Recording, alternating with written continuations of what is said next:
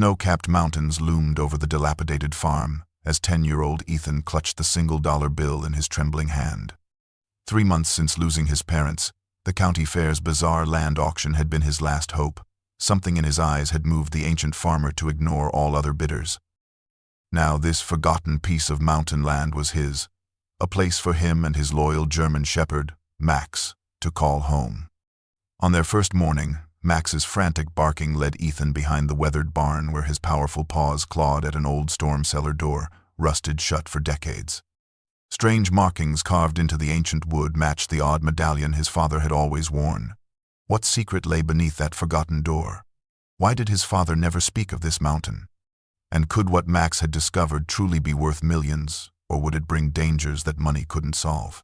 Whispers rippled through the county courthouse as 10-year-old Ethan Miller clutched his single-dollar bill, the last of his allowance saved from before the accident that claimed his parents 3 months ago. Miss Jenkins, his social worker, stood beside him with a tight-lipped expression, only here because Ethan had begged for days after seeing the newspaper notice about the mountain property auction. The wooden benches creaked with restless potential buyers, mostly men in pressed suits representing development companies and wealthy vacationers seeking mountain retreats. Ethan's small frame seemed to disappear between adults who barely noticed him, but his eyes remained fixed on the podium where the elderly auctioneer, Mr.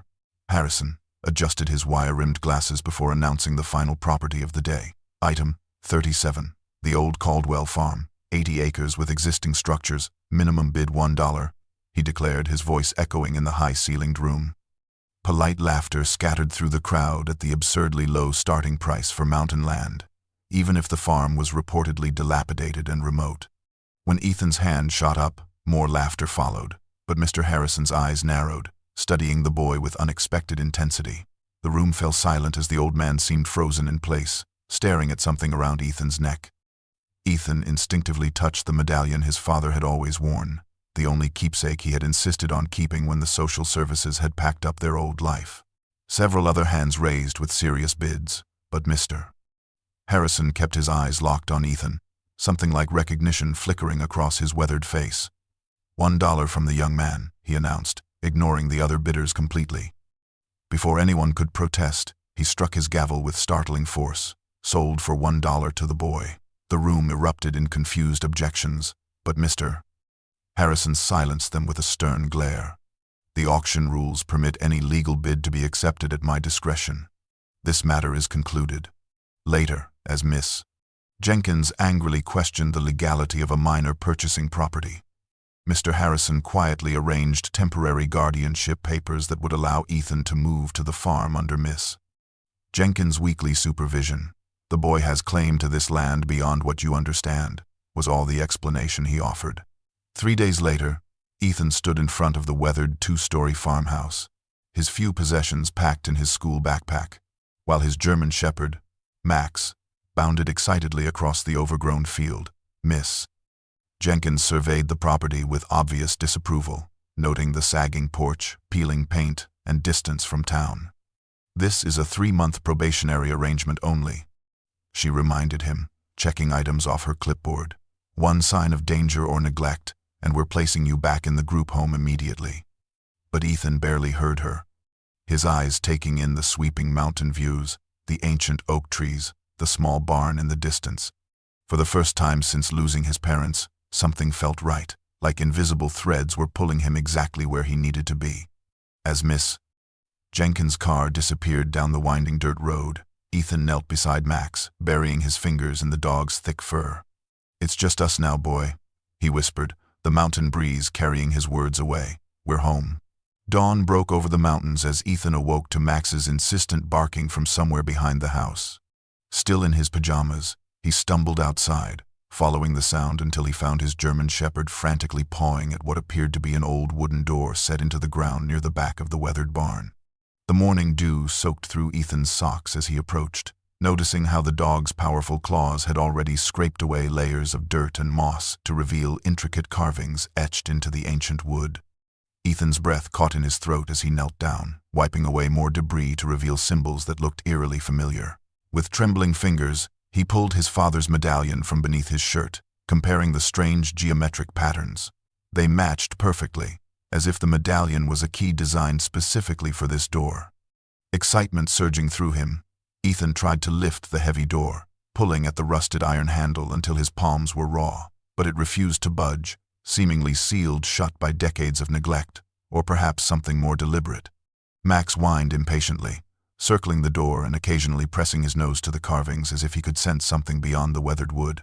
Reluctantly leaving the mysterious door for later, Ethan spent the morning exploring the rest of his new property, surprised to find the farmhouse itself in much better condition than its exterior suggested. The roof appeared solid with no visible leaks, the plumbing worked with just a few minutes of sputtering, and the electrical wiring, though outdated, still functioned in most rooms. It was almost as if someone had been maintaining the essentials while allowing the outside to appear abandoned. The previous owner had left behind heavy wooden furniture covered in white sheets, their quality evident despite years of dust. In the kitchen, Ethan found serviceable cast-iron cookware hanging from hooks and a pantry stocked with preserved goods that, while too old to consume, suggested someone had once prepared thoroughly for long-term isolation. As he examined the kitchen cabinets, deciding which would best store his meager food supplies, Ethan opened a drawer beneath the sink that stuck slightly before sliding free. Inside was nothing but an old scrub brush and some faded dishcloths, but something about the drawer's construction caught his eye. The wood at the back seemed newer than the rest, so he removed everything and ran his fingers along the edges, feeling a slight gap. When he pressed against it, the false back moved, revealing a hidden compartment containing nothing but what appeared to be faded handwriting. Ethan squinted in the dim light, making out the words "Property of James Miller, 1997, written in what was unmistakably his father's handwriting. The same distinctive slant he remembered from birthday cards and notes in his lunchbox. His heart pounded as he traced the letters with his fingertip, 1,000 questions flooding his mind. How could his father's name be here in this hidden place when he had never mentioned owning property in the mountains? Why had he kept this farm a secret from their family? What connection did the medallion have to the mysterious cellar door? Max nudged Ethan's leg with his nose, as if sensing the emotional turmoil in his young master, and Ethan absent-mindedly stroked the dog's head while staring at his father's name. "Dad was here, Max," he whispered, his voice echoing slightly in the empty kitchen. "This wasn't just some random auction. Somehow this place was already ours." A tentative knock at the front door startled Ethan as he sat at the kitchen table sketching the strange symbols from the cellar door, Max immediately springing to attention with a low, cautious growl. Opening the door revealed a tiny elderly woman with silver hair pulled into a neat bun, her weathered face a map of deep wrinkles that somehow only enhanced the sharp alertness in her pale blue eyes. She carried a wicker basket covered with a red checkered cloth, but nearly dropped it when she saw Ethan, her mouth falling open in obvious shock. "Good heavens, a child!" she exclaimed, recovering quickly as Max approached to sniff her sensible boots. "I'm Eleanor Blackwood, live just over that ridge there. And I've been bringing provisions once a month since old Walter passed, but nobody told me the place had sold, much less to a young boy." Ethan invited her in, explaining about the auction while she unpacked her basket, revealing homemade bread, a jar of preserves, and a container of still warm stew. Eleanor moved around the kitchen with the confidence of familiarity, finding plates and utensils without needing direction, her eyes occasionally darting to study Ethan's face with an intensity that made him slightly uncomfortable. As they ate at the worn wooden table, Eleanor explained that Walter Caldwell had been a reclusive man who had maintained the property for decades, but interacted little with neighbors, passing away 6 months earlier without any known relatives to claim his land. The county tried to contact any family, but found none. "So it went to auction," she said, her spoon pausing midway to her mouth as she noticed the medallion hanging around Ethan's neck. "Where did you get that?" she asked, her voice suddenly hushed. When Ethan explained it had been his father's, Eleanor's eyes widened slightly. "James Miller was your father?" she asked, setting down her spoon entirely. "He used to visit Walter sometimes, years back, before you were born, I expect. They would spend hours in the barn, thick as thieves, though neither would say what they were working on." Eleanor's revelation that his father had indeed been connected to this place sent Ethan's mind spinning with questions. But the old woman seemed reluctant to elaborate further, changing the subject to practical matters of mountain living. With gentle authority, she began educating him on essential survival skills, explaining which wild plants were edible, how to predict mountain weather by watching cloud patterns over the peaks, and the importance of always carrying matches. "You'll need to chop firewood soon," she noted, eyeing the nearly empty wood box beside the stone fireplace. "Winter comes early up here, and that old furnace won't keep up once the snow flies." Before leaving, Eleanor promised to return the next day with proper tools sized for his small hands, patting Max's head affectionately and commenting that having a good dog was the wisest choice a mountain dweller could make. Standing on the porch, watching her small figure make its way along an almost invisible path through the tall grass, Ethan felt a confusing mixture of comfort and unease. Eleanor clearly knew more than she was saying about his father's connection to this place, but her kindness seemed genuine, and her knowledge would be essential for his survival here. Max pressed against his leg, his warm presence a reassurance as the afternoon sun cast long shadows across what Ethan was beginning to truly believe might be his ancestral land. "We've found a friend," he told the dog quietly, but also more questions than answers. The crunch of tires on gravel pulled Ethan's attention from the garden plot Eleanor had helped him clear. Max immediately alert beside him, ears forward and hackles rising as a sleek black SUV with tinted windows rolled to a stop in front of the farmhouse. 3 men in expensive suits emerged, their polished appearance jarringly out of place against the weathered barn and overgrown fields, the tallest one surveying the property through designer sunglasses before fixing his gaze on Ethan. "Hello there, young man," he called with a smile that didn't reach his eyes, approaching with a confident stride while his colleagues remained by the vehicle, one speaking quietly into a cell phone. "I'm Richard Vaughn, Executive Vice President of Land Acquisition for Silvercrest Mining Corporation," he continued, extending a manicured hand that Ethan hesitantly shook, noting how the man's grip was unnecessarily firm. Max growled softly, pressing against Ethan's leg as Vaughn explained they'd learned of the recent property transfer and were, frankly, astonished to discover the new owner was a child. "We've been trying to acquire this parcel for some time," he said, his tone casual but eyes constantly scanning the surroundings. "It's essentially worthless land from an agricultural perspective, but we like to maintain consolidated holdings in this region. We're prepared to offer you $5,000 today, out of goodwill, which I'm sure would be much more useful to you than this rundown old place." The unexpected arrival of Miss Passa. Jenkins' sedan interrupted Vaughn's pitch, the social worker emerging with a puzzled expression as she took in the scene, clipboard in hand for her scheduled weekly check-in. Ethan used the moment to glance toward the hidden cellar door, relieved to see it remained concealed by overgrowth from this angle, before politely declining the offer despite Miss R. Jenkins' shocked expression at the mention of $5,000. Vaughn's smile tightened almost imperceptibly as his colleagues exchanged glances. "I don't think you understand the generosity of our offer," he said, his voice hardening slightly. "This land has no special value, but Silvercrest prides itself on being a good neighbor. Perhaps we should speak with your guardian instead, Miss." Jenkins stepped forward, introducing herself professionally while placing a protective hand on Ethan's shoulder. "I oversee Ethan's case, but the property is legally his through an unusual but binding arrangement. Any offers would need his approval." The atmosphere shifted noticeably as Vaughn removed his sunglasses, revealing cold gray eyes that assessed Miss Jenkins briefly before returning to Ethan. "Children don't typically understand the complexities of property ownership or the responsibilities involved," he remarked, his tone now carrying an unmistakable edge. "Our offer won't remain open indefinitely. We'll be in touch again soon, once you've had time to reconsider your position more thoroughly." As the SUV disappeared down the dirt road, Miss Jenkins turned to Ethan with undisguised concern, her earlier skepticism about his living situation now transformed into active worry. "What exactly is going on here, Ethan?" she demanded, making rapid notes on her clipboard. "Why would a mining corporation offer that much money for this old farm? And why on earth would you refuse it?" Max continued staring down the empty road, still growling softly, as Ethan struggled to explain a feeling he couldn't fully articulate even to himself, that this land somehow held secrets his father had wanted him to find, secrets that these men seemed determined to possess at any cost.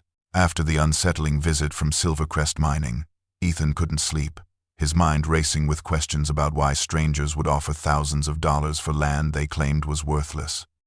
Sitting by lamplight at the kitchen table, he removed his father's medallion from around his neck, studying it more carefully than ever before, tracing the intricate patterns that matched the cellar door's carvings. The bronze disc, roughly the size of a $50, had always seemed like a simple keepsake, but now its presence felt significant, almost like a message from his father. As Ethan turned it over repeatedly in his palm, his thumb pressed against a tiny groove in the edge he'd never noticed before. Applying pressure, he gasped as a hidden seam appeared and the medallion split open like a locket, revealing a small compartment containing a tarnished brass key no larger than his pinky finger. Heart pounding with excitement, Ethan slipped the key into his pocket and raced outside despite the late hour, Max bounding alongside him as they made their way to the mysterious cellar door by flashlight. The key's intricate teeth seemed promising, but when Ethan tried inserting it into the rusted lock, it wouldn't fit, either too small or designed for something else entirely. Disappointed but not deterred, Ethan returned to bed clutching the key, feeling somehow closer to unraveling his father's secrets. The next morning, Eleanor arrived with freshly baked scones and immediately noticed the opened medallion lying on the table.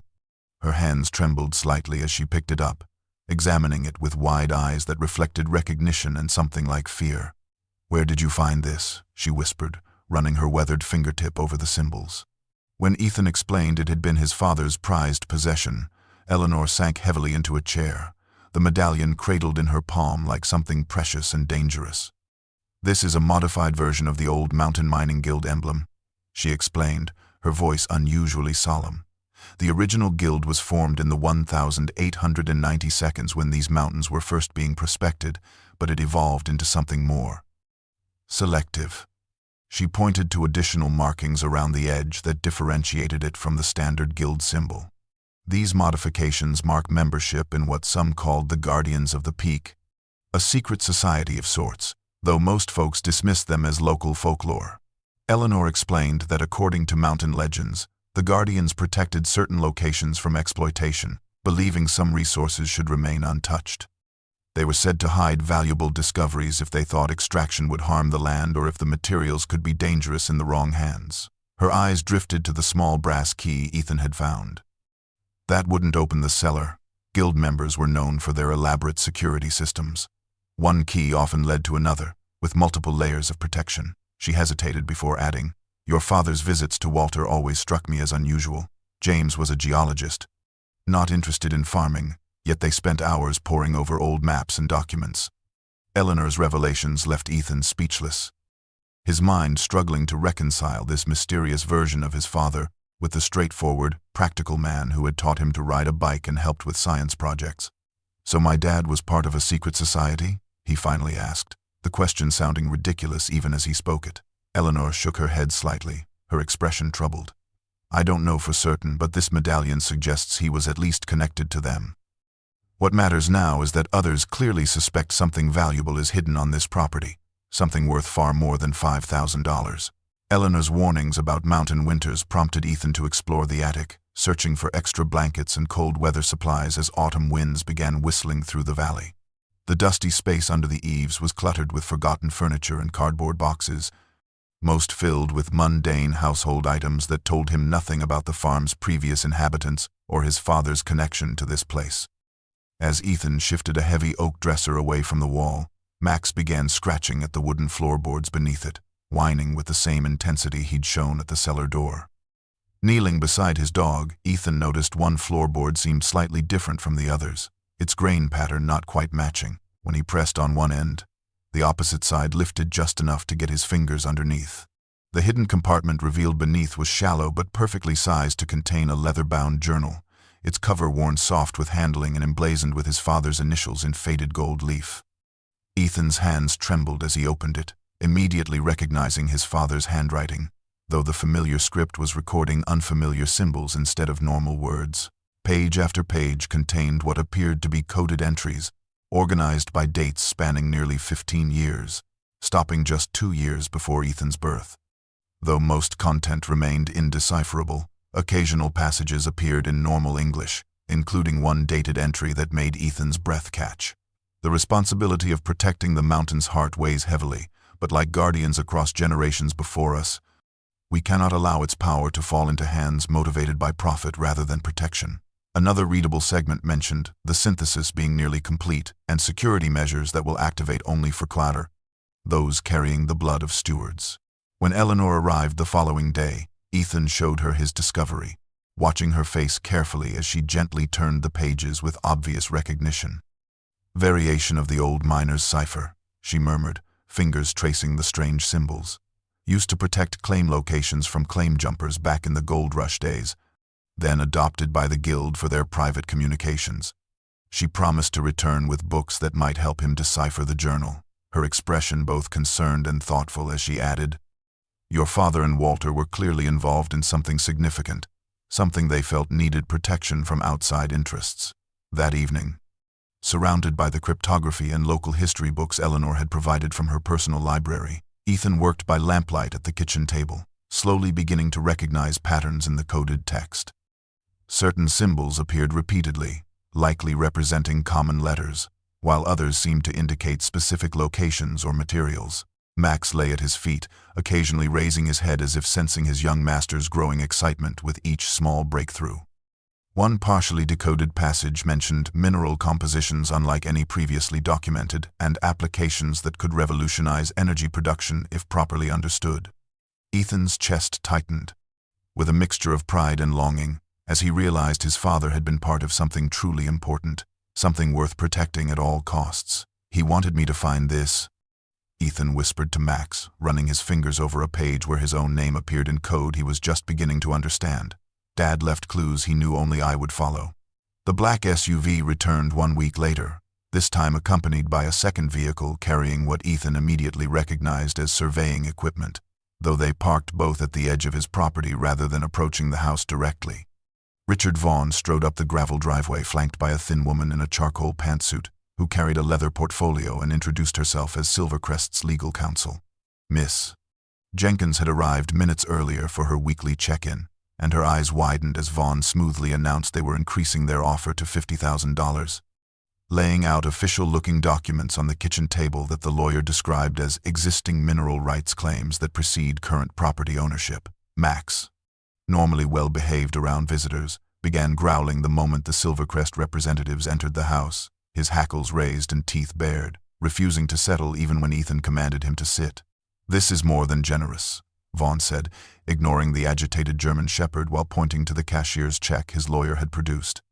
"We've discovered documentation suggesting the previous owner signed provisional mineral exploration rights to Silvercrest years ago.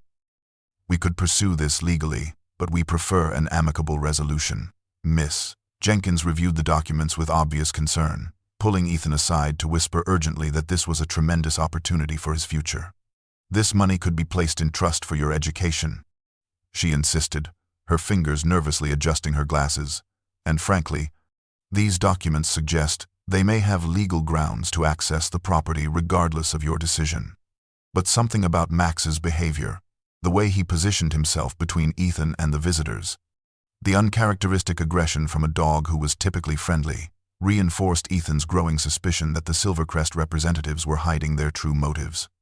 When Ethan politely but firmly declined again, the temperature in the room seemed to drop as Vaughn's professional demeanor cracked slightly, revealing a flash of cold anger quickly masked by a practiced smile.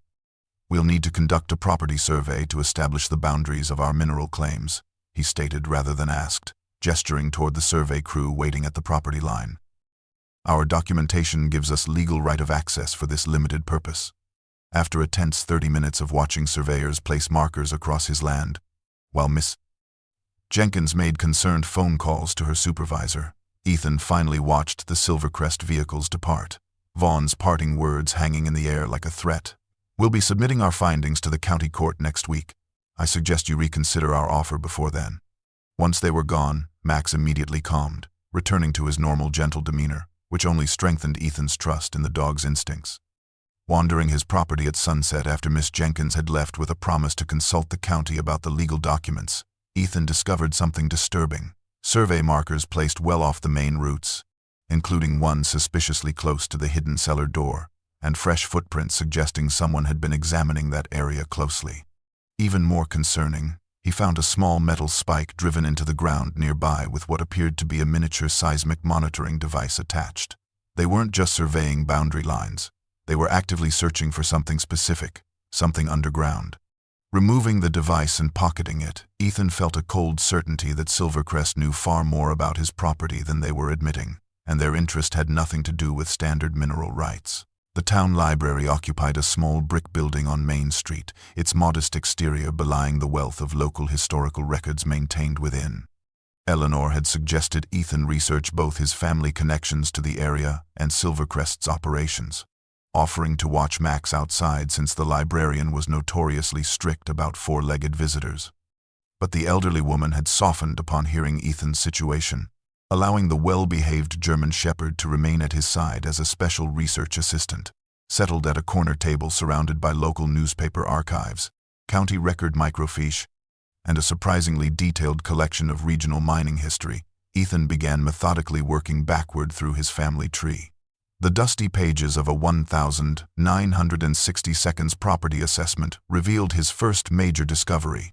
A detailed map showing much of the surrounding mountain had once belonged to a single owner, William Miller, Ethan's grandfather, who had apparently owned nearly 2,000 acres, including several mining claims before the land was divided and parcels sold off individually following his death in 1978.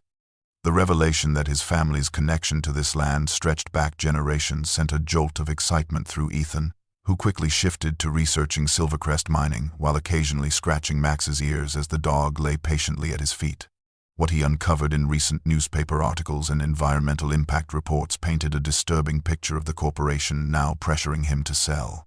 3 separate features from regional newspapers detailed how Silvercrest had systematically acquired properties throughout Appalachia and the Rocky Mountains, often beginning with seemingly generous offers before escalating to legal intimidation, questionable eminent domain claims, and even allegations of contaminating neighboring water sources to force landowners to sell. Environmental advocacy groups had documented the aftermath of Silvercrest operations: mountainsides stripped bare, toxic runoff poisoning valley streams, and once thriving ecosystems reduced to barren wasteland. All while company representatives assured communities they practiced responsible resource management. Most concerning were the multiple lawsuits filed against Silvercrest by former property owners who claimed the company had dramatically undervalued mineral deposits during acquisition negotiations, with one Montana family discovering too late that the worthless scrubland they'd sold for $100,000 contained rare earth minerals worth millions. Ethan's attention was particularly caught by an article mentioning Silvercrest's recent interest in unconventional energy minerals and their hiring of former government researchers specializing in experimental power generation technologies. As closing time approached, the librarian helped Ethan photocopy the most relevant articles and maps, her expression growing increasingly troubled as she realized what he was researching. "Be careful dealing with those people," she warned quietly, glancing toward the windows as if concerned about being overheard. "My brother-in-law worked for them briefly as a geologist. He quit after 3 months. Wouldn't say exactly why, but he's been looking over his shoulder ever since." Walking home along the winding mountain road, Ethan felt the weight of his discoveries pressing down alongside the folder of documents in his backpack. His family had deep roots in this land, deeper than he'd ever imagined, while the corporation trying to take it from him had a documented history of exploitation and deception. Max trotted slightly ahead, occasionally stopping to ensure Ethan was following, his protective instincts seemingly extended to the very ground beneath their feet. "They're hiding something, boy," Ethan murmured as the farmhouse came into view against the setting sun. "And I think Grandpa and Dad were hiding something too, something worth protecting from people like Silvercrest." Nights blurred together as Ethan hunched over his father's journal. Eleanor's cryptography books spread around him, gradually making sense of the complex cipher that protected its secrets. The elderly woman visited daily, bringing both sustenance and her sharp mind, pointing out patterns Ethan might have missed and providing context for historical references within the partially decoded text. After a week of painstaking work, breakthrough came suddenly when Ethan realized certain recurring symbols represented specific landmarks on the property rather than letters, creating a geographical key that unlocked entire passages previously indecipherable. His hands trembled as he translated a critical entry dated 15 years earlier. "We've successfully sealed the primary shaft entrance behind the reinforced cellar door. Secondary ventilation openings have been camouflaged to appear as natural rock formations. The mineral deposit remains secure, with core samples stored in the secured chamber at level 3. William's original discovery has been confirmed by our tests. The unique properties are unprecedented and potentially revolutionary if properly harnessed. Further decoded passages revealed that his grandfather had discovered an unusual mineral formation during his initial mining operations, something with properties so unique he immediately recognized its potential value. Rather than extracting it for profit, he had apparently become convinced the material could be dangerous if misused, establishing himself as its protector and passing that responsibility to Ethan's father. The energy potential is beyond anything currently utilized in commercial applications. One entry read, but extraction using conventional methods would destroy the mountain ecosystem and potentially release compounds hazardous to the watershed. We've developed theoretical models for safe, limited harvesting, but implementation remains years away. Until then, secrecy remains our primary defense. Most significantly, Ethan found a detailed description of the security system his father and Walter had designed to protect the hidden mine. The reinforced cellar door requires the guild key for initial access, with secondary security measures that will only respond to genetic markers from the Miller bloodline. The medallion key opens the secure sample case at the 3rd level, which contains both documented research and proof-of-concept models. Eleanor's expression grew increasingly grave as they pieced together the journal's secrets, her weathered hands occasionally trembling when particularly troubling information emerged. Your grandfather and father weren't just protecting a valuable resource, she finally explained. They were preventing what they believed could become a catastrophic situation if the wrong people obtained this material. When Ethan asked why his father had never told him about any of this, Eleanor's eyes filled with unexpected tears. James always planned to bring you here when you were older, to explain your family's legacy and responsibility. Walter told me that much. Your father's accident changed everything. I don't think anyone expected the property to end up at public auction. The revelation that the small brass key from the medallion was designed to open something deeper, within the hidden mine shaft, something his father had specifically secured to be accessed only by his own bloodline, filled Ethan with both pride and apprehension. As he carefully retraced the journal's description of the mine's location, comparing it to the property maps from the library, the certainty crystallized. The mysterious cellar door Max had discovered was the concealed entrance to something extraordinary, something Silvercrest was desperate to obtain, something his father and grandfather had dedicated their lives to protecting from exploitation. Returning from Eleanor's house with another stack of local history books, Ethan immediately sensed something was wrong as Max bolted ahead, barking furiously toward the farmhouse instead of greeting him with his usual playful enthusiasm. The front door stood slightly ajar despite Ethan's certainty he'd locked it before leaving, and inside, the careful organization of his research materials had been completely disrupted. Journal pages and library photocopies scattered across the kitchen table, drawers left open, furniture shifted slightly out of place. A methodical search had clearly been conducted, though oddly, nothing appeared to be missing, not even the valuable antiques or the small amount of cash Miss Jenkins had provided for necessities. Even his father's coded journal remained where he'd hidden it beneath a loose floorboard in his bedroom, suggesting the intruders either hadn't found it or had already documented its contents.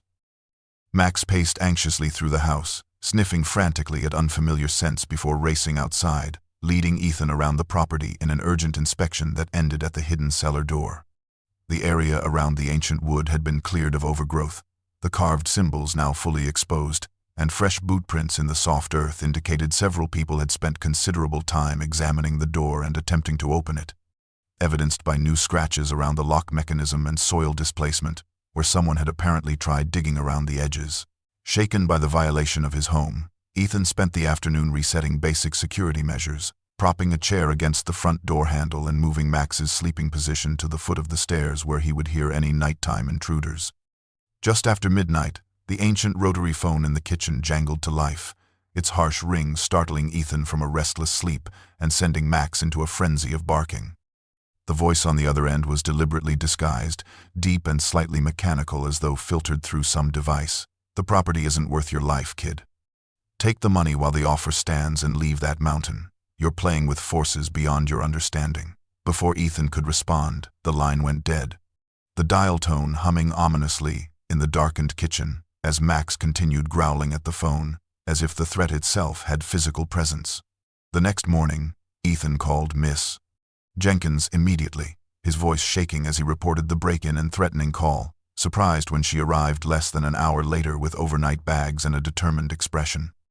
"I've spoken with my supervisor," she announced, setting her bags firmly in the guest room and unpacking what appeared to be a new deadbolt for the front door. "Whatever is happening here clearly places you at risk, but removing you from the property might actually put you in more danger given these people's determination. I'll be staying here temporarily while we figure out a more permanent security solution." Though her presence provided some comfort, Ethan noticed how Miss Jenkins jumped at unexpected noises and frequently checked her phone, suggesting she was far more rattled than her professional demeanor attempted to convey.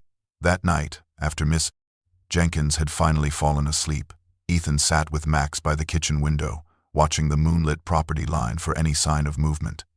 The partial translations of his father's journal spread before him, illuminated by a single shielded flashlight. "They're getting desperate," he whispered to Max, scratching behind the dog's alert ears, "which means we must be getting close to whatever Dad and Grandpa were protecting." 3 days of intensive study of his father's journal finally yielded the crucial information Ethan needed, a passage so cleverly encoded it had initially appeared as nothing more than geological observations. "The Guardian's door yields not to force but to blood of the steward. The keyhole a decoy for those who would plunder without right of lineage. True access granted through the third marking of the ancient sign when pressed with intention by Miller hands." Dawn found Ethan kneeling before the carved cellar door, Miss Jenkins having left for a scheduled meeting with her supervisor, Max standing guard as Ethan carefully cleaned decades of grime from the symbols that matched his medallion. The third marking appeared to be a spiral design set within concentric circles, positioned away from the conspicuous but apparently non-functional keyhole that had frustrated his earlier attempts. With trembling fingers, Ethan pressed firmly against the spiral carving, feeling a momentary resistance before an audible click echoed from within the ancient wood. When nothing further happened, Ethan frowned in disappointment, until recalling the journal's mention of blood of the steward. Gathering his courage, he pricked his finger with his pocket knife and smeared a small drop of blood across the spiral symbol. Immediately, hidden mechanisms rumbled to life, the sound of counterweights and gears shifting beneath the ground as the heavy door slowly lifted upward on previously invisible hinges, revealing not the root cellar Ethan had expected but a sloping tunnel reinforced with old-growth timber supports, disappearing into darkness beneath the mountain.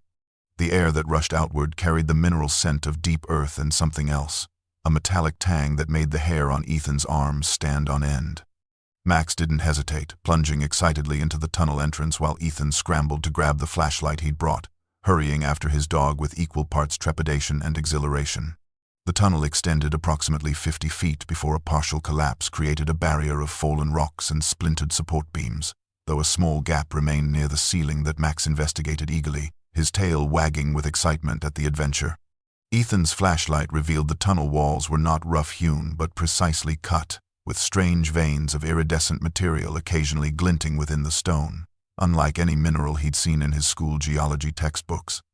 Against one wall stood an organized array of mining equipment, pickaxes, shovels, and more specialized tools Ethan didn't recognize, all meticulously maintained despite years of disuse, suggesting his father and Walter had prepared for extended work in these passages. Most significantly, mounted to the wall in a waterproof case was a detailed map drawn on oilcloth, showing an extensive network of tunnels extending deep into the mountain, with notations in the same cipher used in his father's journal. The main passage appeared to descend through 3 distinct levels, with the third level marked prominently with symbols Ethan recognized from his partial decoding as indicating primary deposit and secure research station. According to the map, the tunnel continued for nearly a quarter mile into the mountain's heart, with multiple chambers and passages branching off the main route, some marked with warning symbols that needed no translation. Ethan carefully photographed the map with his phone before examining the collapse more thoroughly, determining that while it would block adults, the small gap near the ceiling might allow someone of his size to squeeze through with proper preparation. "We found it, Max," he whispered, his voice echoing slightly in the underground space. "We found what they're looking for, what Dad and Grandpa were protecting, but we'll need help to get past this safely." Eleanor arrived at the farmhouse shortly after Ethan's discovery, immediately sensing his excitement despite his attempts at casual conversation, her knowing eyes missing nothing as she noted the dirt smudges on his clothes and the fresh scrapes on his hands. "You found something?" she stated rather than asked, her voice dropping to a whisper despite Miss Jenkins being away. Something important. When Ethan cautiously confirmed he'd accessed the tunnel entrance but found it partially collapsed, Eleanor's weathered face creased with concern before she made an unexpected announcement. "My grandson Thomas is visiting for the week. He's a geologist with the State Environmental Protection Office, and I think it's time you two met." Later that afternoon, Eleanor returned with a tall, bearded man in his early 30s whose friendly demeanor and casual flannel shirt couldn't disguise his sharp, analytical gaze as he surveyed the property before shaking Ethan's hand firmly. "Grandma's been telling me about your situation," Thomas explained, as they walked the perimeter of the farm, keeping conversation general until they were well away from the house. "I've been tracking Silvercrest's activities professionally for several years, and their interest in your property fits an established pattern." Over mugs of Eleanor's herbal tea, Thomas shared his professional assessment.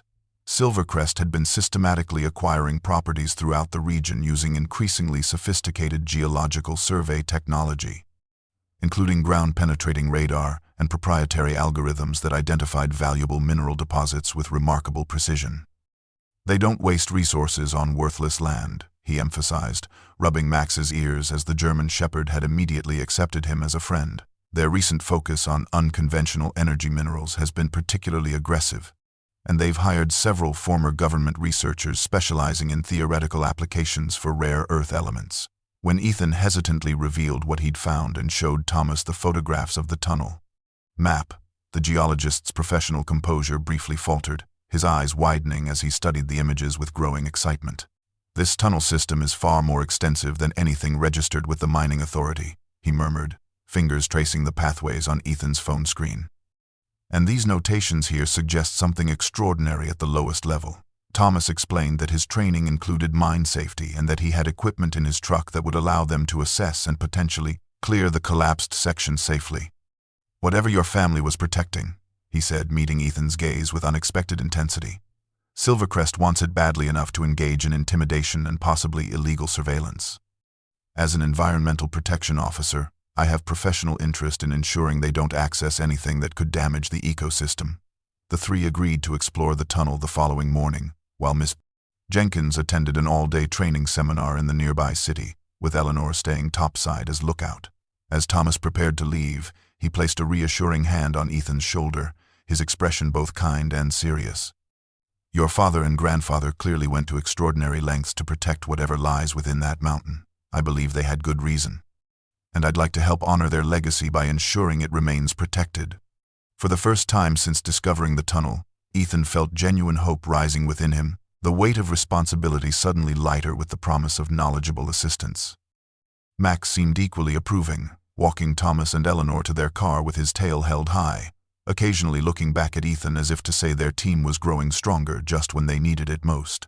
Thomas arrived at dawn with a backpack full of specialized equipment, including reinforcement braces, a collapsible shovel, air quality monitors, and 3 professional-grade helmets with mounted lights. The smallest adjusted to fit Ethan perfectly. Working methodically, the geologist assessed the collapsed section of tunnel before strategically removing key pieces of debris, installing temporary supports, and eventually creating a passage large enough for them to safely navigate. Max squeezed through first, his excited barking echoing from the other side, spurring their efforts until all 3 were past the obstruction and standing in a tunnel that showed signs of more sophisticated engineering the deeper it extended. Their helmet lights revealed walls transitioned from rough-hewn surfaces to precisely cut stone, with periodic support structures incorporating steel reinforcements alongside the timber beams, suggesting significant investment in the tunnel's longevity. Thomas occasionally stopped to collect small samples of unusual mineral veins that glittered with the same iridescent quality Ethan had noticed earlier, his professional demeanor giving way to undisguised scientific excitement as he muttered about unprecedented formations and theoretically impossible concentrations. The main tunnel gradually sloped downward at phosphor, an increasingly steep angle, with crude stairs carved into the stone floor at regular intervals, Max bounding ahead and returning as if encouraging their slower human pace. Ethan noticed symbols identical to those on his medallion carved at key junctions where smaller passages branched from the main route, some accompanied by warnings Thomas translated as indicating unstable areas or dead ends, functioning as a navigation system for those who understood the code. After descending what Thomas estimated to be nearly 300 feet vertically into the mountain, they reached a chamber roughly 20 feet in diameter with a level floor and walls reinforced with concrete, clearly designed as a significant waypoint in the tunnel system. At the far end stood a door unlike anything they'd yet encountered. Not wood or simple metal, but what appeared to be a sophisticated steel security door with multiple locking mechanisms. Its surface etched with the now familiar symbols in a circular pattern surrounding a central keyhole that immediately drew Ethan's attention. With trembling fingers, he removed the small brass key from his medallion, confirming by comparison that it perfectly matched the keyhole's unusual configuration. "This has to be the secure research station mentioned on the map," Thomas whispered, his voice unconsciously lowered as if in the presence of something sacred, the air around them noticeably cooler and carrying an unfamiliar metallic scent that seemed to emanate from beyond the door itself. Though Ethan was desperate to proceed immediately, Thomas counseled caution, pointing out their limited supplies and the advanced hour, suggesting they return the following day properly equipped for potentially hazardous conditions. "Whatever your family was protecting is likely just beyond this door," he explained, examining the locking mechanism with professional respect, "and given the sophistication of these security measures, we should be prepared for anything when we open it." Reluctantly agreeing, Ethan took several photographs of the door and surrounding chamber before they began their ascent, Max surprisingly hesitant to leave, pawing at the steel surface as if sensing something of profound importance waiting on the other side, something that had remained untouched for years but would soon reveal its secrets to the grandson of its original guardian. Miss Jenkins arrived at the farmhouse clutching a thick legal envelope, her normally composed features tight with worry, as she explained that Silvercrest Mining had filed formal proceedings with the county court, challenging the legitimacy of Ethan's property acquisition. The corporation's legal filing claimed the auction had violated multiple regulations, specifically alleging that minors were prohibited from participating in property auctions and that the auctioneer had ignored higher bids in favor of Ethan's single dollar, constituting a breach of proper procedure that invalidated the entire transaction. Within hours of receiving the notice, Miss Jenkins had activated her social services network, locating a semi-retired attorney named Mr. Harrington who specialized in property law and occasionally took pro bono cases involving children's rights. The silver-haired lawyer arrived the following afternoon, his rumpled suit and ancient briefcase belying his sharp legal mind, as he patiently explained to Ethan that while Silvercrest's claims had questionable merit, their strategy clearly relied on overwhelming the opposition with paperwork and procedural delays. "They've assigned 3 full-time attorneys to this case," Mr. Harrington noted while reviewing the filings spread across the kitchen table, "and their argument hinges on technicalities rather than substantive law, suggesting they're more interested in forcing a settlement than actually prevailing in court."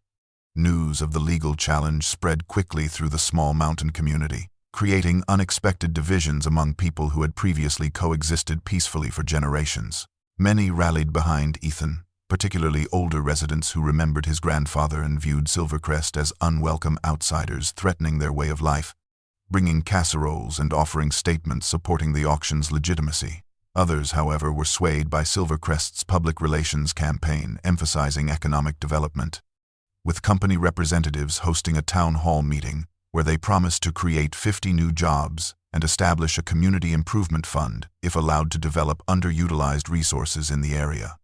The local newspaper's front page featured opposing editorials, one defending a child's right to maintain his family legacy against corporate interests, the other arguing that sentimental attachment shouldn't block progress that could benefit the entire region suffering from decades of economic decline.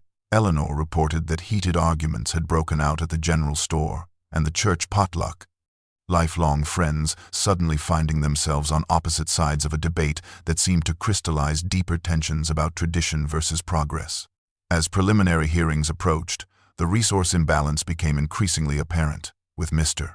Harrington working alone from Ethan's kitchen while Silvercrest's legal team operated from a fully equipped mobile command center established in the parking lot of the town's only motel.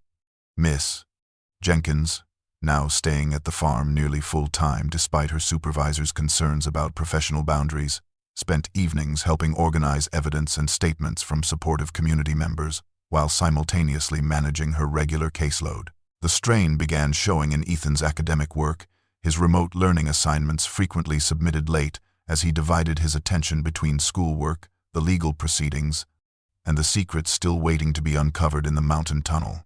One evening, as Ethan sat on the porch watching Max patrol the property perimeter with heightened vigilance, Mr. Harrington joined him with uncharacteristic solemnity. "I need you to understand something important, son," the lawyer said quietly. "Silvercrest doesn't really care about legal technicalities or even the money they're spending on this case. They want something specific on this property, something worth millions to them, and they're used to getting what they want through attrition, if not immediate victory. We need to be prepared for a very long fight." Mr. Harrington's methodical investigation into the property's history led him deep into the county's oldest records, housed in a climate-controlled basement archive rarely accessed by the general public, where the elderly clerk remembered him from cases decades earlier and granted special access to documents typically requiring formal requests.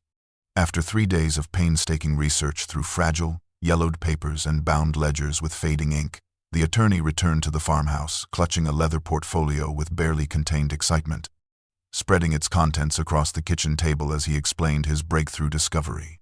"Your great-grandfather, Samuel Miller, wasn't just a local miner. He was one of the 7 founding members of the original Mountain Mining Guild established in 1897. He announced, pointing to a formal charter document bearing a signature that resembled Ethan's father's handwriting with its distinctive slanted M, explaining how the guild had been formed specifically to establish ethical practices during the region's mining boom, when environmental concerns were typically disregarded in pursuit of profit. Most significantly, Mr. Harrington had uncovered the original property deeds showing Samuel Miller had consolidated substantial land holdings throughout the early 1900s before implementing an unusual legal covenant when the properties were eventually divided, specifically protecting certain areas from extraction activities contrary to the land's sustained well-being and establishing what appeared to be conservation easements long before such concepts became commonplace in property law.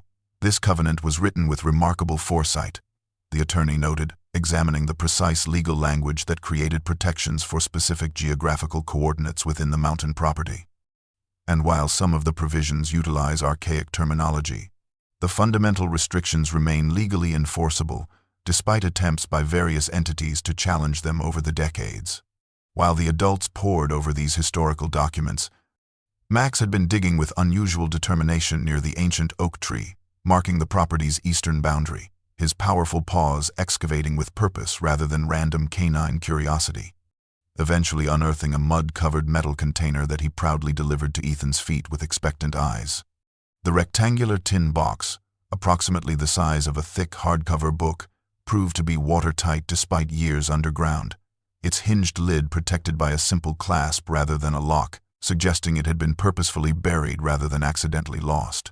Carefully opening it revealed a collection of remarkably well-preserved photographs protected by waxed paper dividers, showing a young boy Ethan immediately recognized as his father at approximately his own current age, standing proudly in front of the farmhouse, sitting on the porch with an elderly man who must have been Walter Caldwell, and most strikingly, examining rock samples in what appeared to be the same underground chamber with the steel door they had recently discovered. Accompanying the photographs was a handwritten letter addressed to "My son," in his father's unmistakable handwriting, its opening lines causing Ethan's throat to tighten with emotion. "If you're reading this, then something has prevented me from showing you our family's legacy in person, but Max will have helped you find what matters most." Just as the faithful companions before him guided each generation of Millers to their birthright as guardians of the mountain's heart, Miss Jenkins watched with glistening eyes as Ethan reverently handled these connections to his father, while Mr. Harrington immediately recognized the potential legal significance of documents establishing multi-generational family connection to the specific property. Muttering about inheritance precedents and historical claims that supersede technical auction irregularities, as he gently requested permission to document everything for potential court evidence. A sleek black helicopter descending onto the meadow adjacent to the farmhouse announced the arrival of Silvercrest's chief executive with theatrical precision, the downwash flattening the tall grass in concentric circles as a distinguished man in his 60s emerged, his tailored suit and commanding presence making the farmhouse seem suddenly shabby by comparison. Harrison Wells, whose stern face Ethan recognized from Silvercrest's website, strode across the property as if he already owned it, flanked by Richard Vaughn and 2 security personnel, who surveyed the surroundings with practiced vigilance, their eyes lingering on Max, who stood protectively at Ethan's side, hackles raised. Miss Jenkins had insisted on being present for this unannounced meeting, positioning herself slightly behind Ethan with one hand resting supportively on his shoulder as Wells introduced himself with practiced charm that never quite reached his cold gray eyes. "I make it a policy to personally handle situations of special interest to our company," he explained, declining the offered seat at the kitchen table and remaining standing to maintain his psychological advantage of height over the seated boy. "Your resilience is admirable, young man. Truly impressive for someone your age, which is why I've authorized a final offer that acknowledges both your determination and the unique circumstances of your situation." The amount he named, $500,000, momentarily stole Ethan's breath, the sum so far beyond anything he could conceptualize that Miss Jenkins inadvertently tightened her grip on his shoulder. "This represents our absolute ceiling," Wells continued smoothly. "Sufficient for your education through any university you might choose, a comfortable home in a more appropriate setting for a child your age, and financial security well into adulthood." When Ethan's polite but firm refusal left the CEO momentarily speechless, the man's carefully maintained facade cracked slightly, revealing a flash of genuine anger quickly masked by rehearsed concern. "I wonder if you fully appreciate your precarious situation," Wells remarked, his tone shifting subtly as he directed his attention to Miss Jenkins. "The state's primary consideration in custody matters is always the child's best interest, and I question whether any family court judge would consider an isolated mountain property without proper facilities or nearby emergency services an appropriate placement for a minor without parents." The implied threat hung in the air like smoke as Wells continued. "Our legal department has extensively researched precedents regarding minors in similar circumstances, and we would be remiss not to share our findings with the appropriate authorities if this unfortunate impasse continues." After the helicopter departed, the farmhouse seemed unnaturally quiet, Miss Jenkins immediately placing calls to both Mr. Harrington and her supervisor, her voice tight with controlled anger as she reported the veiled threats against her professional judgment and Ethan's placement stability. That night, unable to sleep despite exhaustion, Ethan noticed unusual lights along the public road that bordered the eastern edge of his property, approximately half a mile from the house, but with clear sightlines to the area surrounding the hidden cellar entrance. Retrieving his grandfather's old hunting binoculars from the hall closet, he observed what appeared to be 3 unmarked white vans with roof-mounted equipment, and technicians methodically moving what he recognized from research images as ground-penetrating radar arrays across the roadside terrain, clearly conducting sophisticated subsurface scanning of his property without legally crossing its boundaries. Max whined softly beside him, sensing his growing distress as Ethan realized the corporation was escalating on multiple fronts simultaneously: legal pressure, personal intimidation, and now technological surveillance, their determination to access what lay beneath his mountain growing more evident with each passing day. With trembling hands, Ethan sent text messages to both Thomas and Eleanor, knowing that their planned exploration of the area beyond the steel door could not wait another day, as whatever his family had protected for generations might soon be compromised by Silvercrest's increasingly aggressive tactics. Pre-dawn darkness still cloaked the mountain as Ethan, Thomas, and Max made their way silently to the hidden cellar entrance, their movements careful and deliberate to avoid detection by the surveillance teams likely still monitoring the property.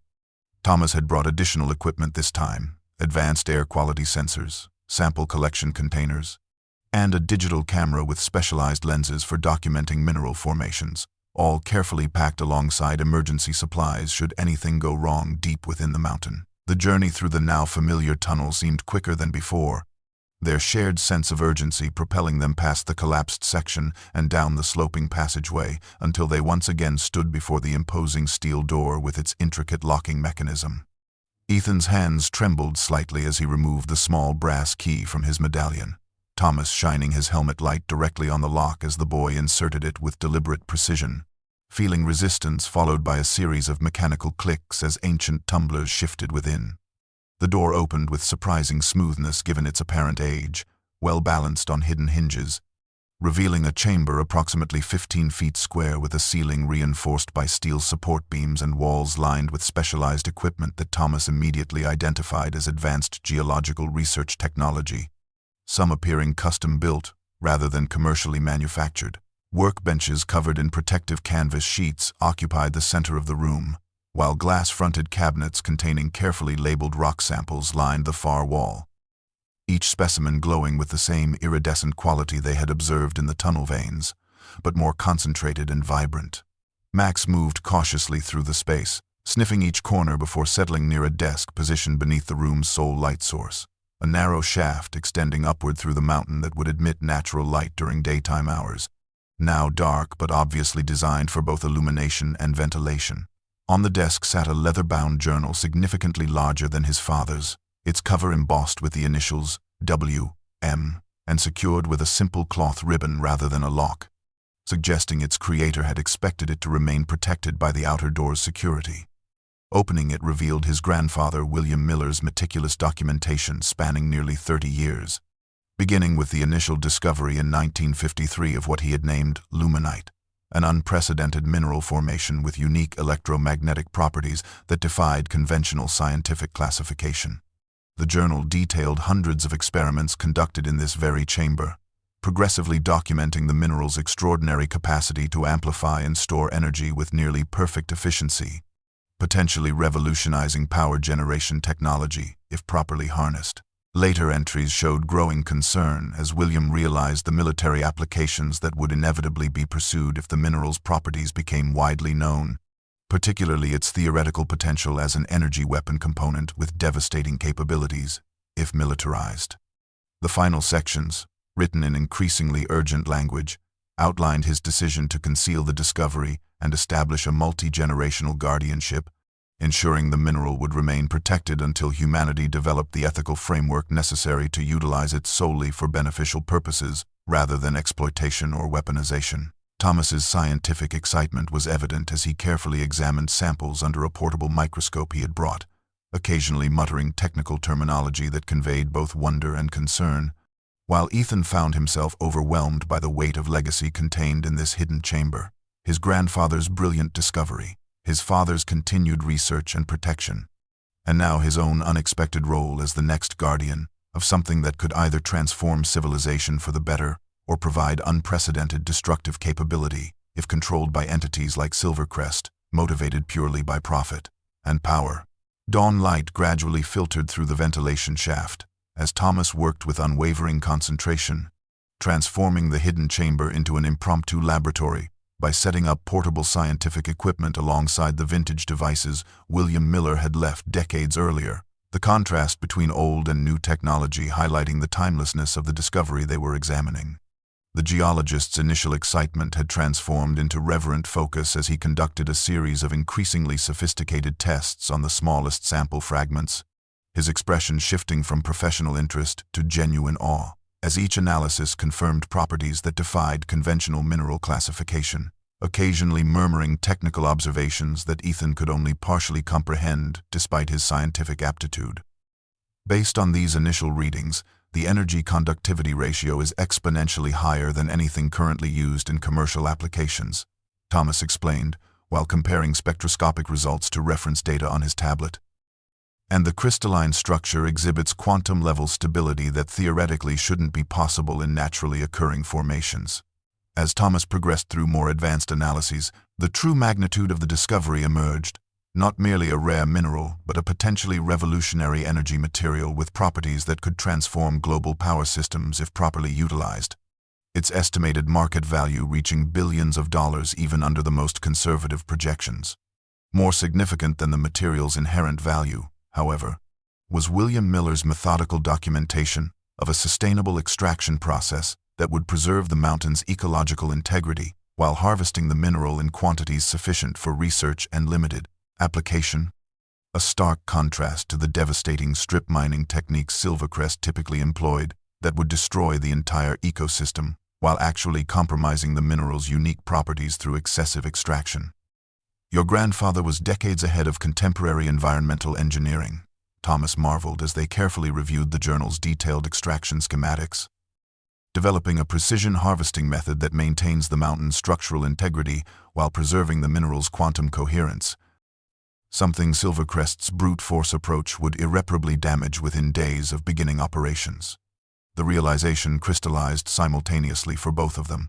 Silvercrest's relentless pursuit wasn't motivated solely by the mineral deposit itself, but by the proprietary extraction methodology that would allow them to monopolize a revolutionary energy source without the negative publicity of environmental destruction, potentially worth trillions in long-term applications and patents if they could secure exclusive rights. "This isn't just about mining rights," Ethan whispered as Max pressed reassuringly against his leg, sensing his young master's emotional turbulence. "It's about controlling the future of energy production itself." Thomas nodded grimly, carefully photographing crucial pages of the journal while securing small sample fragments in specialized containers. His movements deliberate and precise as he explained. "Corporations like Silvercrest don't just want resources. They want proprietary technologies they can patent and control globally. And your grandfather's extraction method represents decades of advanced research they couldn't replicate without years of their own development and billions in investment." As Thomas continued analyzing samples, Ethan immersed himself in both journals, cross-referencing his grandfather's technical notes with his father's more recent observations, gradually piecing together a remarkable family history that extended far beyond what Eleanor had initially shared. The guardianship of the mountain had actually begun with his great-grandfather Samuel, who first suspected unusual properties in certain rock formations while establishing the mining guild, deliberately purchasing surrounding lands to protect them from exploitation before passing this sacred duty to his son William, who made the revolutionary discovery and formalized the protection protocols. William's journal revealed that the medallion Ethan now wore had been crafted specifically as both a key and a symbol of this responsibility, containing elements of the mineral itself in its bronze alloy, designed to be passed from guardian to guardian as a tangible connection to their shared purpose across generations. Most revealing were the entries explaining his father's seemingly contradictory decision to leave the mountain, not abandoning his responsibility but strategically expanding it by pursuing advanced environmental science degrees at prestigious research institutions, working to develop technologies that could safely harness the mineral's properties without the catastrophic environmental impact of conventional extraction methods. James believed that isolation alone couldn't protect the discovery forever, Ethan read, his grandfather's handwriting becoming shakier in these later entries, and that developing beneficial applications under controlled conditions might eventually demonstrate its value beyond mere profit, creating a path for responsible utilization that would make exploitation unnecessary. His father's corresponding journal entries detailed research conducted during university breaks and holidays when he would return to the mountain, working in the hidden chamber on theories and prototypes that gradually evolved toward practical applications for sustainable energy generation, his passion for environmental protection directly connected to the knowledge of what lay beneath his ancestral land. Heart-wrenching passages described his father's internal conflict about keeping such potentially beneficial discoveries secret, balanced against the certainty that premature revelation would lead to exploitation before humanity had developed the ethical framework necessary for responsible stewardship. Ethan discovered that his parents had actually planned to bring him to the mountain when he turned 12, initiating him into the family legacy when he was old enough to understand its significance. Plans tragically interrupted by the accident that claimed their lives, leaving the property vulnerable until Walter's death triggered the auction, where destiny and the old auctioneer's recognition of the medallion had reunited him with his birthright. Max seemed to sense the emotional weight of these revelations, staying unusually close to Ethan throughout his reading, occasionally placing his head on the boy's knee as if offering comfort and connection to the present moment, when the past became overwhelming. They were protecting something so much bigger than just a valuable resource, Ethan finally whispered to Thomas, who had respectfully maintained silence during his deep reading. This was about preserving possibility, the possibility that someday humanity could advance enough to use this discovery for genuine good instead of profit or power. Thomas nodded solemnly, understanding now that he wasn't merely helping a boy protect property from corporate interests, but had become part of a generations-long mission with implications extending far beyond one mountain or one mining company. The first hint of betrayal came when Ethan noticed Thomas surreptitiously photographing pages from his father's journal that weren't directly related to the mineral samples but instead detailed the security mechanisms protecting with Commons.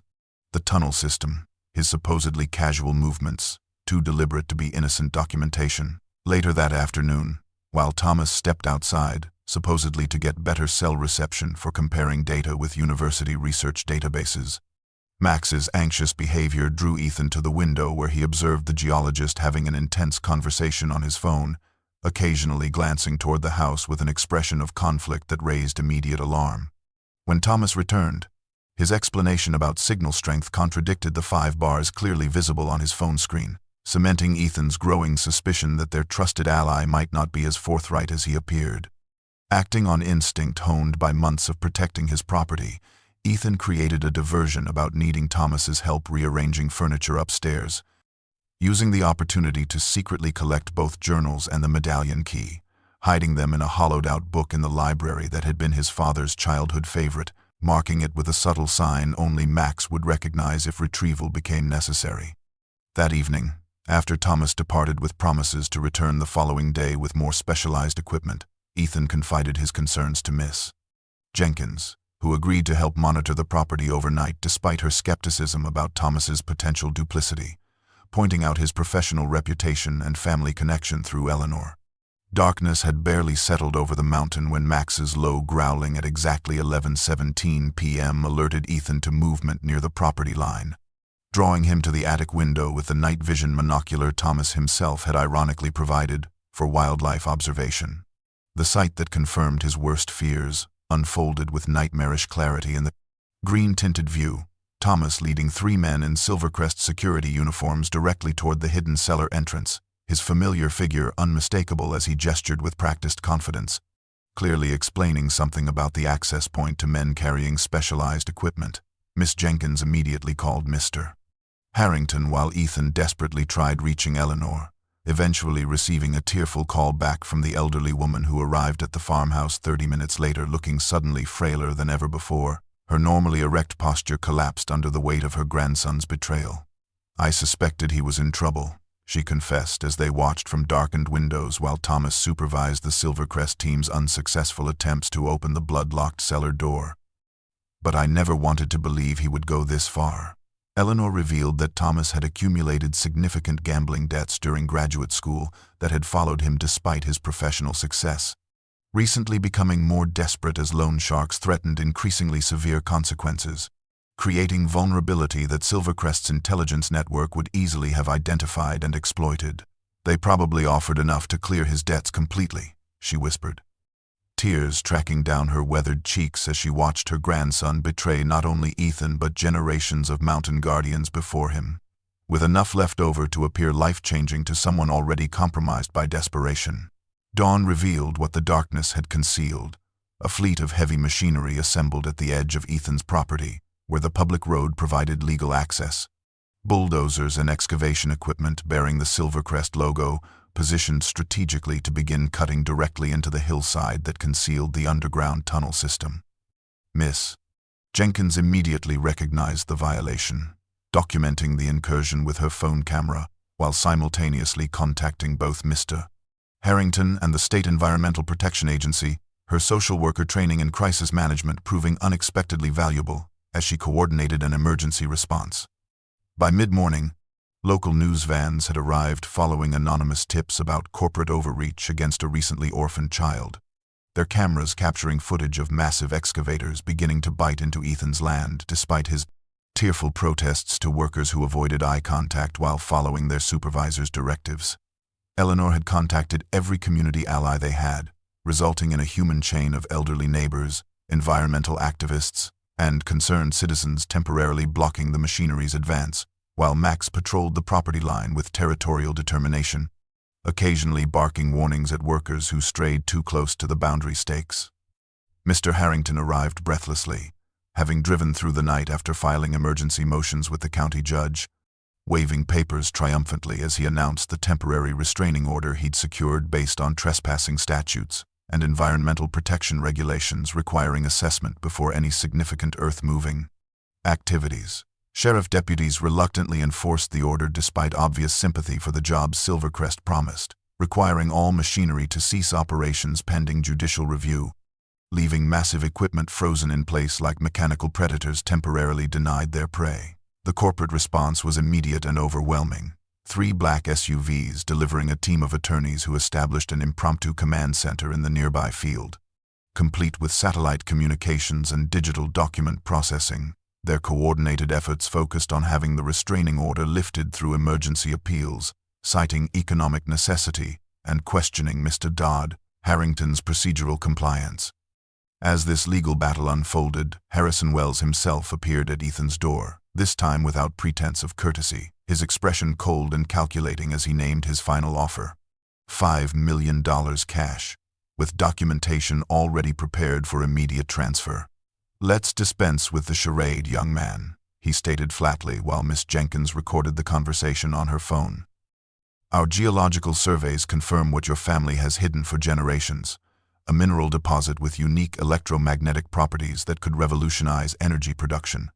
Currently valued conservatively at billions but potentially worth trillions with proper development and patent protection." The CEO's explicit acknowledgement of the deposit's true nature eliminated any lingering doubt about Silvercrest's intentions or Thomas's betrayal, confirming they had obtained specific information about the mountain's secrets rather than merely suspecting valuable resources. "This is your absolute final opportunity to benefit from what lies beneath your property," Wells continued, his voice hardening as Ethan maintained resolute silence. "Because regardless of today's legal obstacles, Silvercrest will ultimately access those minerals, either with your cooperation and compensation, or through continued litigation that will drain any resources this child might have until the property defaults to state control, at which point our congressional relationships will ensure appropriate access rights are granted." The confrontation between a 10-year-old boy and a powerful mining corporation transcended local news when a regional environmental blogger posted footage of Silvercrest's excavators poised against the backdrop of Ethan, stoically standing his ground with Max beside him, the image striking a chord with viewers nationwide, who shared it across social media platforms with hashtags like #DavidV's Goliath and #SaveEthansMountain. Within 48 hours, national news networks had dispatched reporters to the small mountain community, their satellite trucks lining the narrow road as Ethan's story captured public imagination. The orphaned child defending his ancestral land against corporate exploitation, resonating deeply across political divides during a time it is as of increasing environmental consciousness.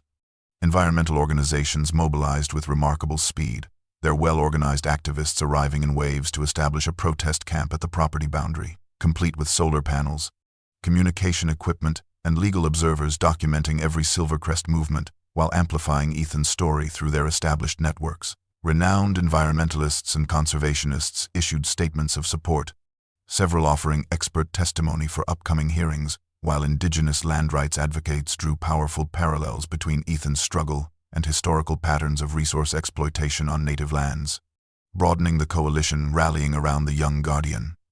Morning talk shows featured interviews with Eleanor and Miss Jenkins, their authentic emotion and straightforward accounts of Silvercrest's intimidation tactics generating millions more social media shares, while political figures from both major parties found rare common ground in expressing concern over corporate overreach against a child who had already endured profound loss.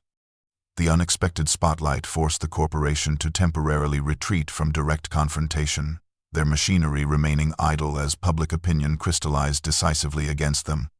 Celebrities tweeting support for the mountain boy, while crowdfunding campaigns established to support his legal defense raised over $200,000 in just 3 days.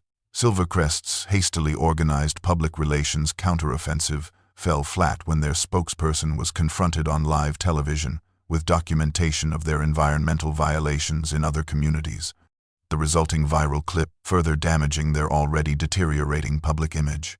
Amidst this growing movement, Thomas appeared at the farmhouse door one rainy morning, soaked and visibly haunted, Max's initial growl softening to cautious observation as Eleanor's grandson dropped to his knees before Ethan in a gesture of complete surrender, openly weeping as he confessed how financial desperation had led to his betrayal when Silvercrest representatives had approached him with precisely the amount needed to clear his gambling debts.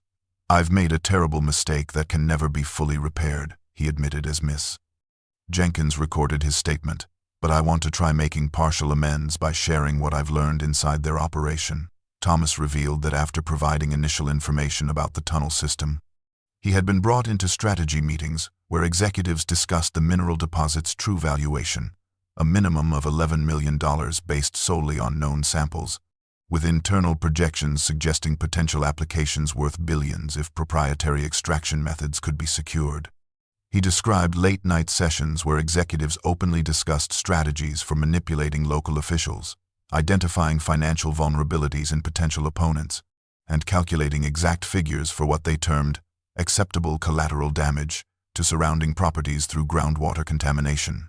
Most critically, Thomas had secretly photographed Silvercrest's internal geological surveys, revealing their planned extraction approach would likely trigger catastrophic groundwater contamination affecting communities throughout the valley, information deliberately concealed from environmental impact statements being prepared for regulatory submission. They know exactly how destructive their methods would be, Thomas explained, providing copies of technical documents showing Silvercrest had calculated potential environmental fines as merely an acceptable business expense compared to the deposit's value, with one executive memo explicitly stating that regulatory penalties remain financially advantageous compared to implementing recommended environmental safeguards. His most valuable contribution, however, was confirmation that despite their sophisticated technology, Silvercrest had been unable to precisely locate the main deposit chamber. Their efforts focused on tunneling toward approximated coordinates that would bypass the existing entrance entirely, information that provided crucial breathing room for Ethan's legal team to secure more permanent protections. While public pressure continued mounting against a corporation increasingly portrayed as the villain in a modern David versus Goliath struggle, sleep claimed Ethan despite the chaos surrounding his property, his exhausted body finally surrendering to rest while Max maintained vigilant guard at the foot of his bed, the German shepherd's protective presence, a constant through the upheaval of recent days. In dreams more vivid than any he had experienced since losing his parents, Ethan found himself walking alongside his father through the underground tunnel, the passage illuminated not by flashlights but by the soft glow of the mineral veins themselves, creating an otherworldly blue radiance that seemed to pulse with living energy.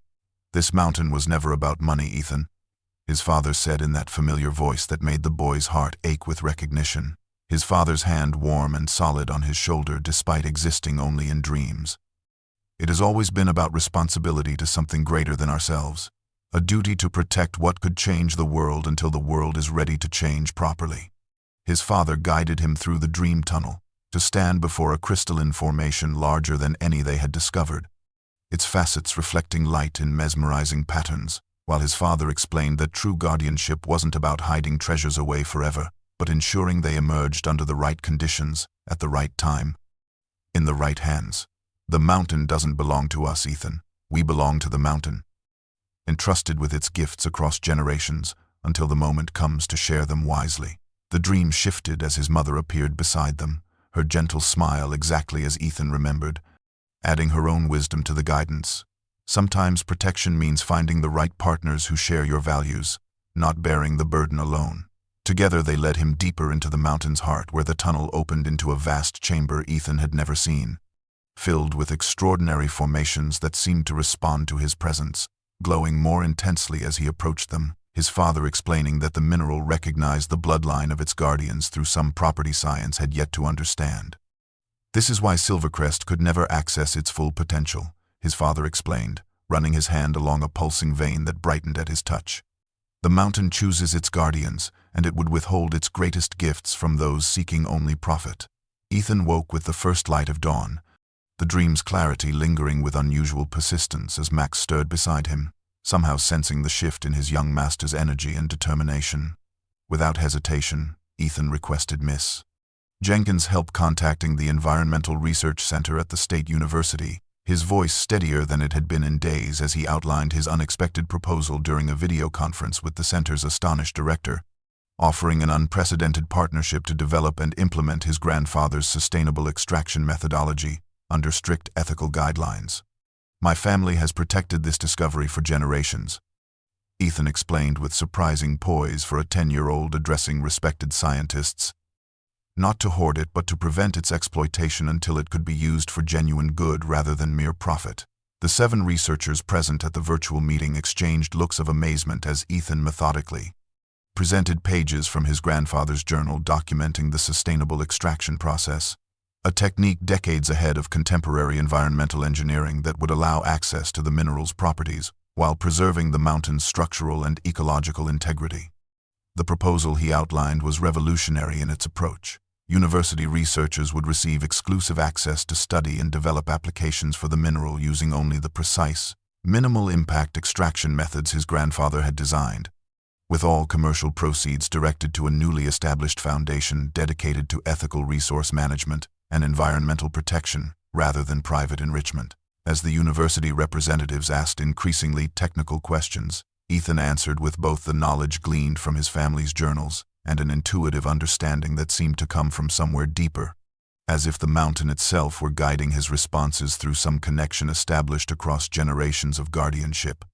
Mr. Harrington, present for the legal aspects of the discussion, marveled at how a child who had been fighting simply to keep his home weeks earlier was now confidently negotiating complex intellectual property agreements and sustainable development frameworks that would potentially revolutionize resource management practices worldwide. Miss Jenkins watched with undisguised pride as Ethan navigated complex negotiations with the university's legal department, establishing protective covenants that would permanently attach to the land itself, ensuring that regardless of future ownership, the mineral deposit could only be accessed through the sustainable methods documented in his grandfather's journal, with mandatory environmental impact assessments conducted before any extraction activity. When the call ended with preliminary agreements established, Ethan sat quietly for several minutes, his hand resting on Max's head, before whispering, "I think they're proud of us." Boy, the certainty in his voice suggesting he meant not just Miss Jenkins and Mr. Harrington, but the generations of Millers whose legacy he was now carrying forward in a way none of them had been able to accomplish alone. My father and grandfather understood that keeping this discovery completely hidden wasn't a permanent solution, Ethan explained to Eleanor later that day, her weathered face reflecting both concern and admiration for his decision. But neither is surrendering it to corporate exploitation that would destroy everything they work to protect. There has to be a middle path where this amazing discovery can benefit humanity without destroying the mountain that created it. Thomas's remorse manifested in concrete action when he provided state investigators with access to private communications and internal documents he had secretly preserved during his brief collusion with Silvercrest, unleashing a cascade of revelations that transformed Ethan's private battle into a corporate scandal making national headlines. The evidence proved devastating. Emails explicitly discussing strategies to circumvent environmental regulations, geological surveys deliberately falsified in permit applications to understate potential watershed contamination, and most damning, financial records documenting payments to local officials responsible for land use decisions, with Harrison Wells's electronic signature on direct authorization forms.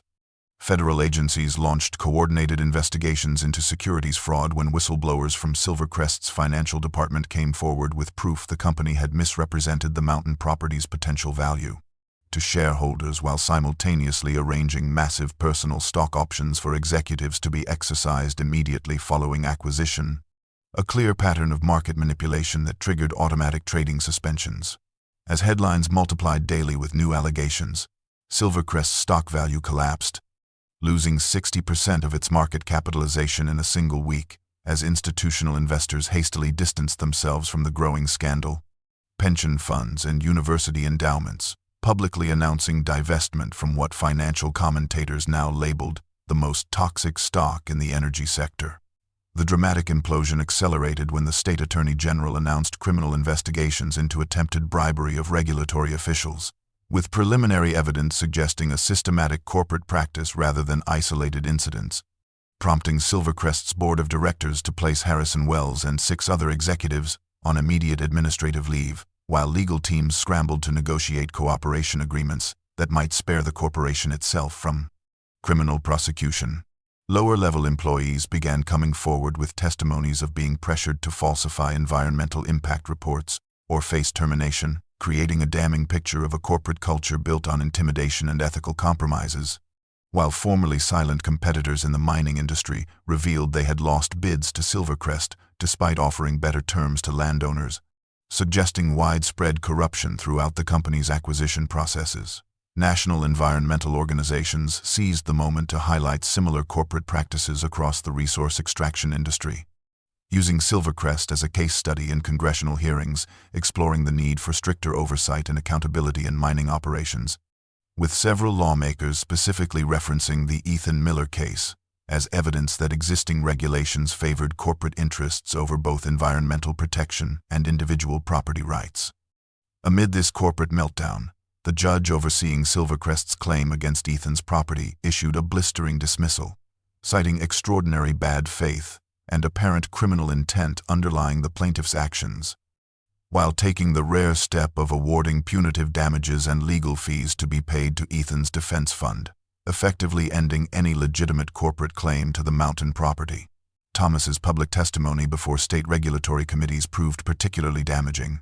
His credentials as an environmental scientist, lending credibility to his detailed accounts of how Silvercrest had intentionally misrepresented potential groundwater impacts and manipulated safety data to create the appearance of compliance, while planning extraction methods they knew would cause irreparable ecological damage.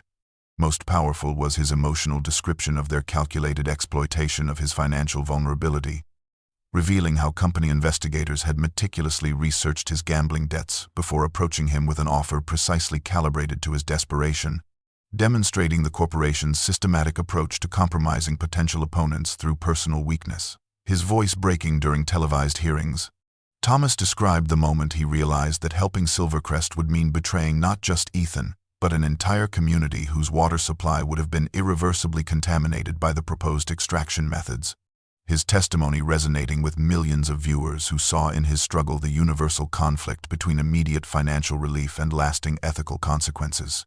The local community that had been divided by Silvercrest's promises gradually reunited behind Ethan, as former supporters of the mining operation learned how thoroughly they had been misled about both job opportunities and environmental safeguards, with several town council members publicly apologizing for their initial endorsement of the project after discovering they had been presented with deliberately falsified economic impact studies. The spectacular collapse of what had once seemed an invincible corporate adversary left Ethan and his supporters almost dazed with the sudden evaporation of the threat that had dominated their lives. The withdrawal of Silvercrest's massive legal team and security personnel, creating an unexpected vacuum around the property that was quickly filled by university researchers eager to begin ethical exploration of the mineral deposit.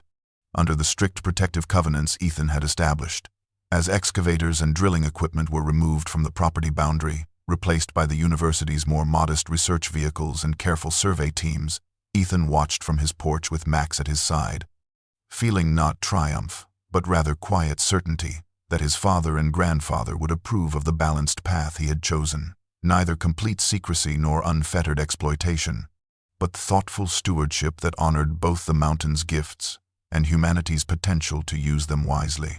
Autumn painted the mountain in brilliant hues of amber and crimson as Ethan Miller, now 11, stood on the renovated farmhouse porch watching university researchers carefully extract core samples using the precise, minimally invasive techniques his grandfather had designed decades earlier, their movements respectful and deliberate beneath specialized equipment that left the surrounding ecosystem undisturbed. The past year had transformed both the property and its young guardian, the once neglected farm now housing an advanced research station while still maintaining its rustic character. Solar panels discreetly positioned to power laboratories built inside the restored barn where scientists worked to develop applications for the mineral his family had protected across generations. Legal proceedings following Silvercrest's collapse had resulted in unprecedented accommodations, with the court formally recognizing Ethan as the mountain's legal guardian despite his youth, appointing Eleanor as his official caretaker through a special conservatorship that acknowledged the unique circumstances of his inheritance and responsibilities. The Sustainable Extraction Project operated under stringent ethical guidelines, with university partnerships ensuring all research prioritized environmental protection alongside technological advancement, already generating substantial funding for the Miller Foundation for Ethical Resource Management that Ethan had established with Mr. Harrington's guidance.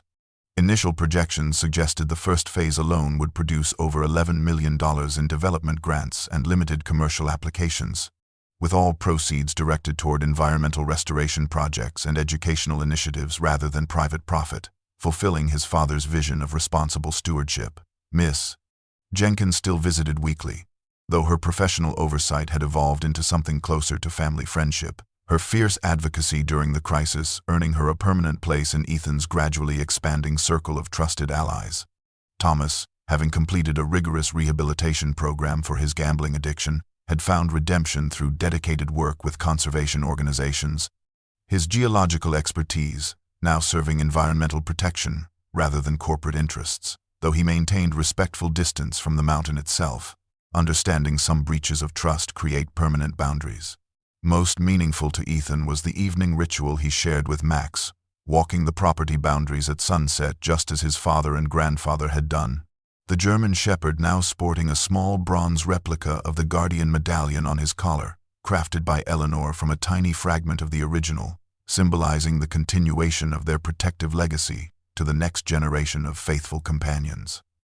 On this particular evening, standing at the highest point of his land while Max patrolled nearby, Ethan held his father's journal and medallion, feeling a profound connection to the generations of Millers who had made difficult choices to protect something greater than themselves. Their wisdom preserved in the balance he had struck between secrecy and progress, protection and possibility. As scientists below carefully documented the mountain's gifts while preserving its integrity, Ethan understood that true guardianship wasn't about possession but about responsible transition, about recognizing when to protect through concealment and when to protect through careful revelation. The mountain had never truly belonged to his family. They had belonged to the mountain, entrusted with its extraordinary potential, until the world was ready to receive it with the wisdom and reverence it deserved. A legacy not of wealth, but of responsibility now fulfilled through the courage and vision of a boy who had found his purpose in continuing what his ancestors had begun.